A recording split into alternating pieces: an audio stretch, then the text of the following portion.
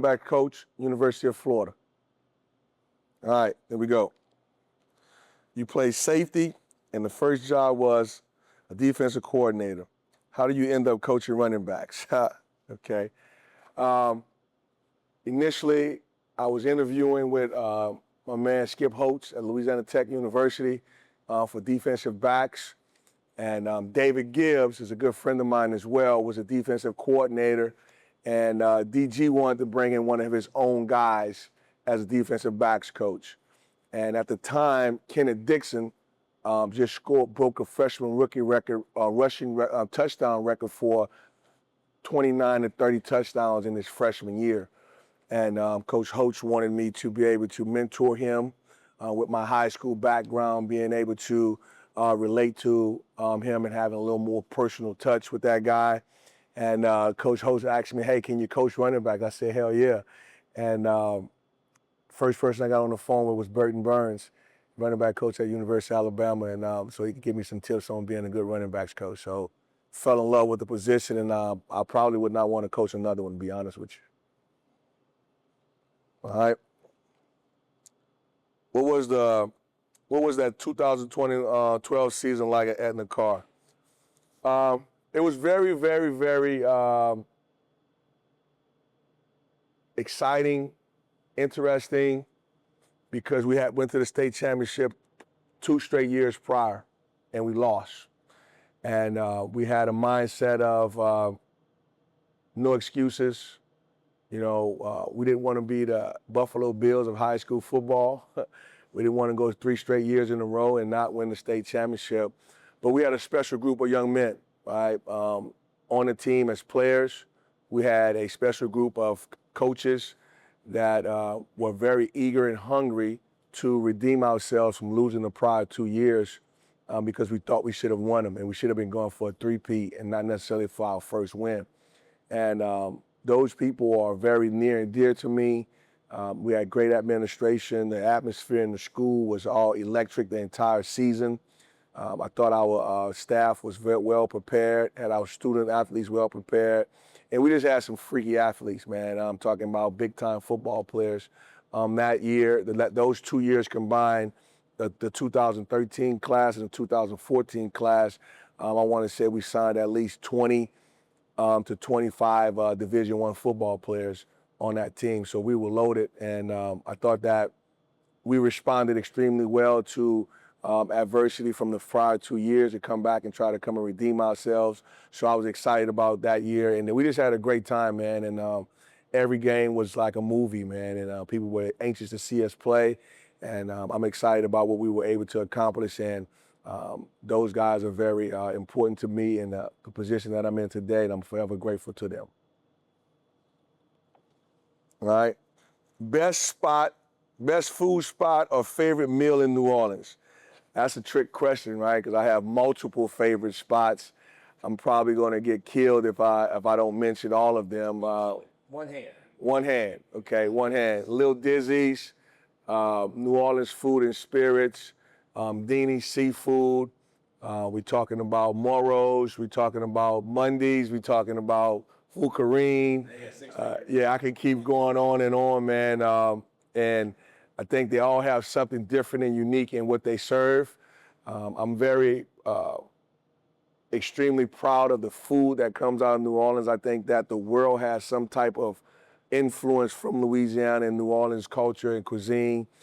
Some of the best restaurants, but really the best food is probably at a grocery store. As you can get some of the best food that you want to eat. And then, of course, my mom's gumbo is probably the best in the city. So excited about that. My sister can make some crawfish etouffee. That's really good. You know, we have it all, man. So Thanksgiving, Christmas, Mardi Gras, New Year's, all those holidays, we have something where we can eat. But if I had to go to a go-to meal, I'm going to eat some crawfish, right, and have a good time doing so. All right. How did you guys find Montrell Johnson, and what is your relationship like with him now? I recruited Montrell Johnson since he was in 8th grade, okay, when I was at Texas Tech, and building a relationship with him, being from New Orleans. Any young talented player, I'm going to know who they are.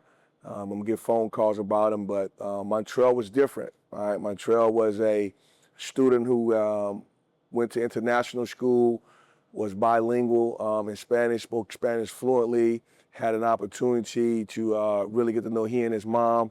His mom is a renowned rap artist in New Orleans with our bounce music, and she was phenomenal. And you know, that family, we are family. It's not even about recruiting. It was about family ties that we have with one another. Some of the similar people that we may have known throughout the city that we can verify who each other were.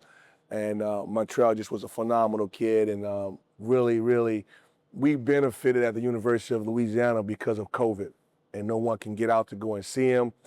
He was highly recruited, and I just stayed the course with the relationship, and we were able to do that moving forward and able to sign him. And he had a phenomenal year and it showed that he did not belong in a group of 5 football because he was a freshman of the year and he dominated that league. And I'm excited that he's here with us. He was here with us at the University of Florida. Our relationship, Montrell, like a son to me, right? He calls me for advice. I try not to hover over him. I'm making sure that he understands things that he needs to do. I'm extremely proud of the young man that he's becoming.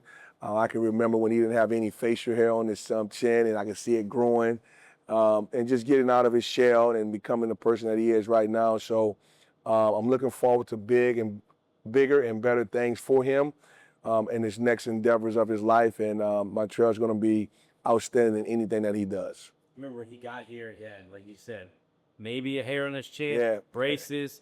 Yeah. Man, I'm looking like, who is this Yeah. grown man with the face of a 13-year-old boy? Yeah, and he's very mature now. You know, when as a father, man, when you want to see your children do well, he's an example of that young man. My son doing well, both on and off the football field. Most people, Montrell graduated college in 3.5 years, right? And that's not easy to do. You know, he was not an early enrollee. He got to UL in June, 1 semester, and he spent majority of his semesters here at the University of Florida. So to graduate from the University of Florida in 3 years now, that says a lot about who he is and where his upbringing with his mom and his other family members have done to make him a well-rounded individual. So proud of him, great relationship, and I love him as though he's my son. I'm going to miss him as well. If you were stranded on a desert island, which one of your players would give you the best chances of survival? Wow. All of them, honestly. But I'm going to have to go with Trey Webb, right? Highly intelligent. He can he think he's an analytic person, so he would try to find ways to build a raft to get us off the island. He'll be trying to think of ways to do that. He's funny, right? We're going to keep entertaining one another. Ultimate competitor, fearless, so if there's any danger, I feel we can get back to back and we can kick somebody's ass, you know what I'm saying? That's how tough, hard-nosed he is. So Trey Webb is the guy that I would want to have with me. 1, because of his high intellect. 2, because he's tough. 3, he's a funny dude. And he laugh at my jokes too, so that makes it even better for us to be out there together. All right? Which coach on the staff would have the best pro day? Darren Wilson. 10,500 meters coming out of high school. But you got to go with the guys that have already had great pro days. Mike Peterson, second round draft pick, 14 years in the NFL. So I'm pretty sure his pro day was pretty amazing. I would have to go with those 2 guys. I think that they're superior athletes. Proof is in the pudding. Coach Wilson, I recruited him when he was in 7th and 8th grade to come to Carr. So I know what type of athlete he was, just knowing his fast twitch, his ability with long speed, but you cannot put him ahead of Mike Peterson, who's played 14 years in the NFL, and his pro day had to be pretty good to get him in a high draft pick. Mike answered that very quickly. Oh, himself? Yeah, absolutely. I can tell you who it's not going to be. It won't be me. Put it like that. All right. Orange or blue? Orange. I like orange. I think the vibrant color of orange represents the Sunshine State. It says a lot about what we are here at the University of Florida: bright, jubilant, exciting, inviting, wanting people to be a part of what we have going on. And orange is simple, in my opinion, it symbolizes the great state of Florida. What advice would you give to a student or a young coach in this field? I would tell them to be patient. I would tell them to be humble. I would tell them to be a seeker of knowledge. I would tell them to continue to build relationships with most coaches that are in the profession at the moment. I would tell them, do not be afraid to go to a place that's unknown to them. Right? If they want to be a college coach, your first job might be in the middle of nowhere, may not be paying a lot of money. Don't get in this profession for money. Get in because of your passion. If you chase your passion, that money will follow. I think that do not be afraid to coach a position that you're not comfortable with.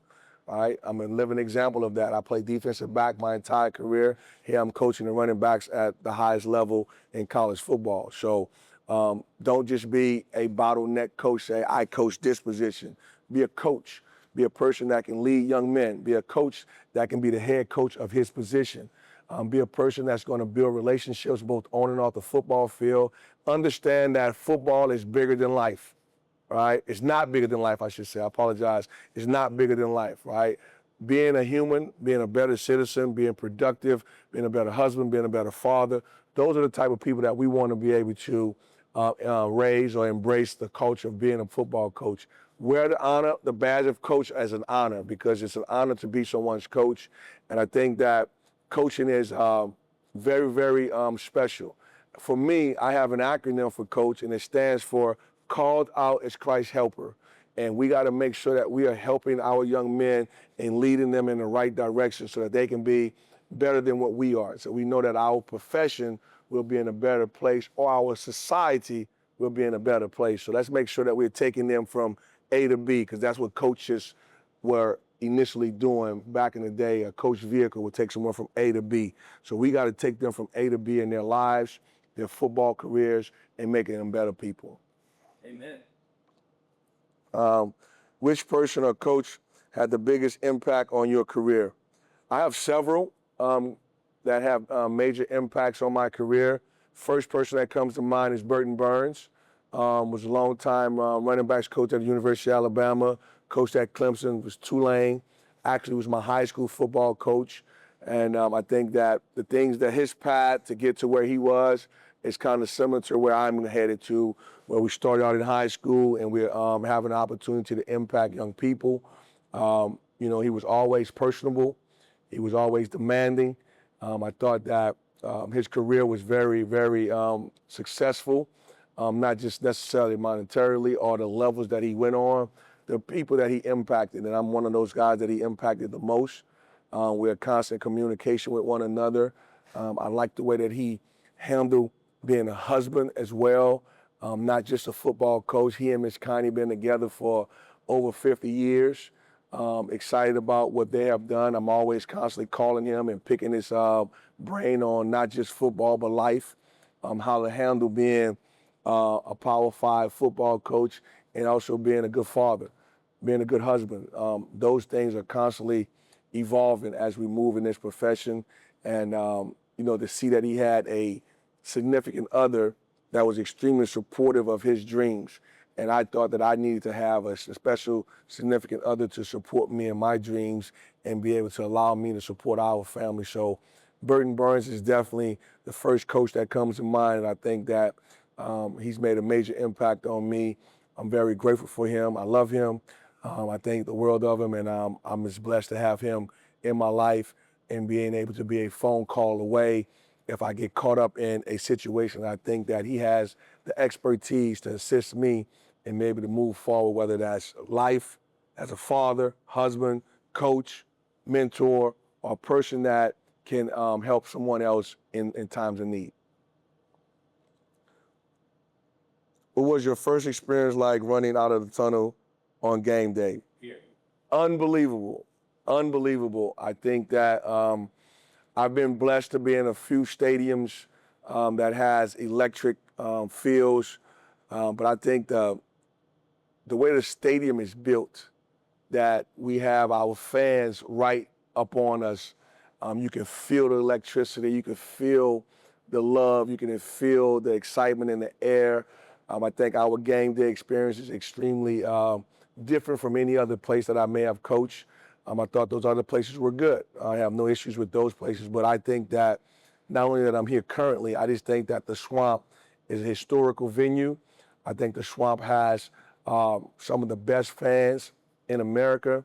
I think that the Swamp is one of the loudest stadiums that I've ever been in, especially on third down when the opposing team is on offense. I think that it can get deafening in there, right? And I think our fans are extremely supportive, and I hope that they continue to do so and push us through some of those tough games that we've had in the past and the tough games that we're going to have in the future. So excited about being here, but I think it's electric. I think that our game day stadium coordinators have done an extremely great job of inviting a electric atmosphere for not only our fans but our players to have an opportunity to feed off of when it comes down to the fire coming out, the music, the lights, the timing, and everything is pretty cool. And I'm excited about running out there this fall. I haven't asked any of the other coaches, what are you doing during Tom Petty? Depends on if we're on offense or defense, right? If we're on offense, we're trying to get ready for the next deal. If we're on defense out on the field, and I get an opportunity to soak it in. Yeah. You know, I get to look at it, it doesn't get old, I promise you that, man. And I thought it was even cooler when the basketball team started doing it as well. I thought that was pretty exciting. So my daughter, she came in for the first time. She was with me when I was at other schools as well, and she was like, this is one of the best places that I've ever been, and she's going to be at more games now because of the atmosphere. So I'm excited about that, and Jamari thinks that our football game day is second to none. What do you do outside of work? Favorite hobby? If I'm not doing football, I'm doing football. If I can get away for a moment, I want to travel. I want to travel as many different places as I can. I make it a point to spend some family time with my wife, quality time with her, but I would also try to spend as much family time as I can. Try to get to go see my mother. She's 83 years old, and spend some time with her as well. But family is the most important thing for me outside of football. But if I have a time to just take a day off, I'm going to catch up on some sleep, some rest, try to turn my brain off, or try to turn the phone off and get away from football. But it's hard. Football is my life. I eat, sleep, football. I'm a diehard football. I'm a football junkie. I love everything that the football embraces. But I also watch some basketball. Right? I try to do basketball, more college than NBA. I watch the NBA doing the finals or the playoffs more than anything. But I don't really have a hobby other than being a social butterfly, right? I like to be around people. And if I have opportunity to go back home, I'm going home. I'm going to see the culture of New Orleans. I am New Orleans through and through. So if I had a hobby, it's celebrating all the festivities that I have in the city of New Orleans and enjoying the food and family time. All right. Who are some of the biggest trash talkers on the team? Tyreek Sapp, number one. Kobe Jack Cheese, Jacoby Jackson. He's a good trash talker. What do you think of his new towel celebration? The BTA, I told him he got to make sure he's not doing that on a regular basis. But I like it. It's part of the times that the young people are doing. Really good trash talker. Probably the biggest trash talker on the team when we talking players and coaches, probably Mike Pias. And, we get after it a little bit because he thinks his room the best room on the team. My room is probably the best room on the team. And we have a good time talking a little trash to each other. But the atmosphere is unbelievable out on the field. And we try to more celebrate with each other, try to motivate one another. But the competitiveness in all of us brings it out a little trash talking here and there, and but you know, I'm probably the best trash talk on the team because my guys are probably the most productive, and a lot of BTA going on out there. What's your favorite movie? I have several. If it's sports, Hoosiers. It's my favorite movie. Hoosiers. Remember the Titans. Uh, Any Given Sunday when we're talking about sports. Um, any movie Denzel Washington is in. It doesn't matter. But my favorite Denzel movie is with Tom Hanks. It's Philadelphia. Okay. Right? He's a lawyer representing Tom Hanks in the movie. Was really good.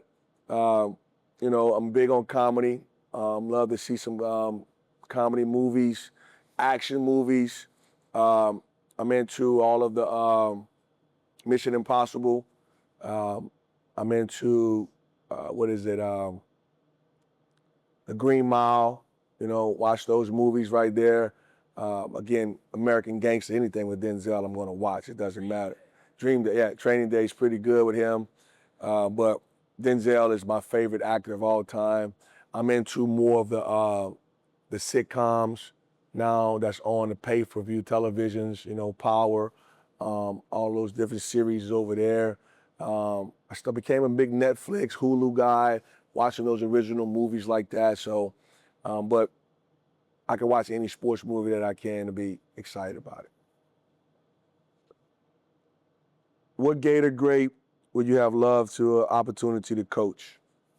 Fred Taylor, right? I think Fred Taylor probably the best running back to come through University of Florida. Emmitt Smith, Eric Rhett, right? Percy Harvin, if he was a full-time running back, you know. Put him anywhere. That's right. So watching those guys, man, I think that the history here at the University of Florida, if we get out of the individual wanting to coach someone, any player that comes to the University of Florida that's talented and play at a high level with their abilities, those are the guys that you want to coach. You know, you want to be challenged as a coach to get the best out of the best players. And you want to make sure that guys have growth wherever they are in their careers and be able to elevate them from stage 1 to 2 as moving forward. So there's so many, but I'm just mainly concentrated on my position. But there's a lot of guys that I thought played it well. If I had my dream position to coach, I would want to coach the offensive line and coach the Ponce twins, right? Those dudes played the game the right way. They were nasty. They played hard. They were physical. They were tough. So just get it on the positions that I coach. Then you go over to the defensive backs, you know, Hargrove, Joe. All of those guys were really good football players. You're talking about linebackers, Spikes, right? You're talking about the Freak, right? All of those different guys, man. So you can pick and choose who you want, but you got a lot of really good players that play here and be able to have an opportunity to play. I'm not old enough, but I would have loved to coach Wilbur Marshall. You know what I'm saying? Really good football player right there, all right? What's on your game day playlist? You know, I'm Kevin Gates. You know, I go old school, Biggie Smalls, Jay-Z, Rod Wave. I've been listening to some new as I get older, trying to make sure I'm listening to what my boys are listening to, Rod Wave, Big Extra Plug. I'm listening to those different type of guys. But if I just gonna go old school, man, I'm just gonna make sure that I'm staying within my genre. And then sometimes it depends on how I feel. If I think that I need to listen to some gospel music, I can put that on as well. So I have a genre that goes from the top to the bottom, right? And then if I'm feeling New Orleans, I'm gonna play some jazz and play some second line music. I'm gonna play Lil Wayne, you know what I'm saying? I'm gonna play those different guys. I gotta play my cousin, she's a rapper, Mia X. I play her music. I'm old school when I go to that, No Limit, Cash Money, you know, fully New Orleans type deal. Depends on what we want to get into, what type of mood it's going to be. So I'm checking the temperature as I'm going and making sure that I'm up to date with that. LaMelo Ball's new song sounds like it could be on any 90s, 2000s, YMCMB, Yep. Cash Money. he got good influences, right? He got good influences. So It sounds to me when I heard it, I was like, that's yeah, 90s New Orleans. that's right. That's right. He has he's been around the right people to get that genre of music, whether it's some bounce music or not. I listen to Meek Mills. You know, it just depends on what's going on that morning when I wake up and see what time of day it is and what I need to be doing to get myself mentally prepared to get my young men ready to go and making sure that we ready to bump somebody's chin or wrinkle their shirts up. You know, so make it go from there. If you were building a 4x1 relay team, who are your 4 guys? Aiden Mizell, J. Mike Sturgis, Trey Wilson, and someone has ran 23 miles per hour. Duke Clark, 10 500-meter guys. So those 4 right now would be my guys that pop in my head to say that I would want to run with those guys because they could fly, right? We got some speed out there, man. D-Moore can run, right? Those guys can really get out there a little bit. So, those guys right now be my 4x1 guys. We should get a race between our guys and the track team. So and see if we get that going. Miles went, Aiden, Tank, Cormani hit 23 the day before. So I think he was on tip of his mind. And then, shoot, who was his 4? I can't remember his 4. I sent it to the track SID, and he goes, they might beat us. Let's get a race. Hey, Let's turn the camera. Let's get a race, man. See what we can do. You're a sneakerhead. What's your favorite pair? I'm into the Travis Scotts, any type of Jordan 1 type of style of shoe. You know, I think those shoes are really, really smooth. But if I had to go for comfort as I'm getting older, I go for comfort. My most comfortable shoes are my Yeezys. The 350s, probably the most comfortable shoes that I own. I have like 7, 8 pair of those. I have every pair of Travis Scotts there are. I think that Jordan is the era that I grew up in, so making sure I wear those. And then it also depends on what type of day it is, right? I told you my music tells me how I got to get my boys ready. If we getting ready to go to war, I'm definitely going to have on my G-Nike all black, ready to go to war with you, making sure that we on some type of time that we're going to have some fun. But if I got to put on a pair, the Travis Scotts, Jordan 1s, all low tops. I'm not into the high top like that, but I like the low top. They flat. But if I'm going for comfort and a good style, 350 Yeezys, most comfortable shoes I've ever owned. That's a wrap. All right.